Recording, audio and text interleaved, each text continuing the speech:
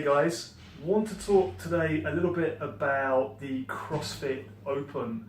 We've already published something on our blog just to talk about the change in programming that we're going to go through now in prep for the Open, which will probably start at the end of February. We don't have the exact dates yet.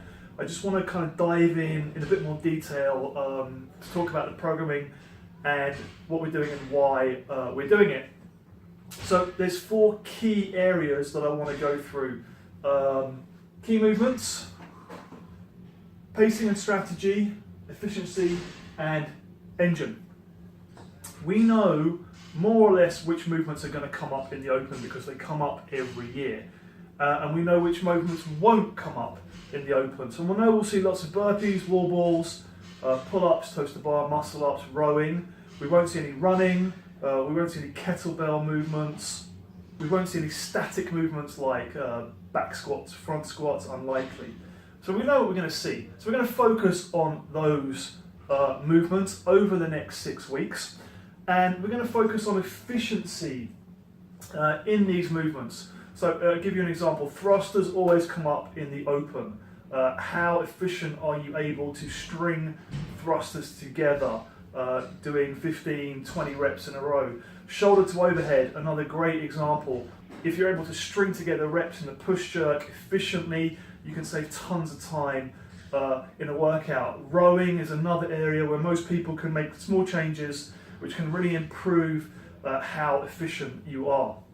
So we're going to focus on those movements, trying to be as efficient as we can with them in the context of Open style workout. So we'll do lots of weightlifting, cleans and snatches, but we won't do those in the context of building up to 1 rep maxes. We'll do it more in the context of cycling reps together because that's what we'll need to do in the Open. Pacing and strategy, this is so important if you want to do well in the Open. We see this time and time again that good athletes don't have a plan, they get flustered and they produce poor scores during the Open.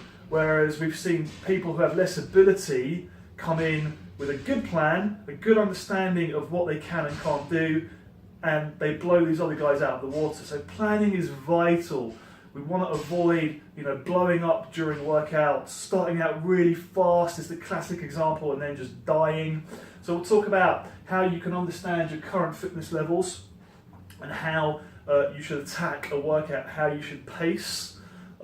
And not kind of just have this balls out approach from the start, which rarely works. Engine. Ultimately, what's going to come down to often a good score and a bad score is just your levels of, let's say, cardiovascular fitness. How hard can you go? Let's say you're efficient. Let's say you have a good plan. All those things are in shape, but you're going to get to the point where you can't carry on anymore because your breathing will be out of control. So a lot of our metcons will be centered around not only these movements, but trying to build this engine. So when you get to the Open, you're well prepared to attack the workouts rather than just trying to hold on for dear life. This is the overall plan. It's going to last for about 6 weeks. As always, if you have any questions, please always ask your coach. If you don't know yet what the Open is, check our website. We have a nice article about that. If you're not sure whether or not you think you should compete, we have another nice piece about that. And if you're not doing the Open, don't worry. This programming is going to help you anyway with your overall fitness. It's just going to be a little bit of a different focus over the next 6 weeks before the Open starts and during the Open itself.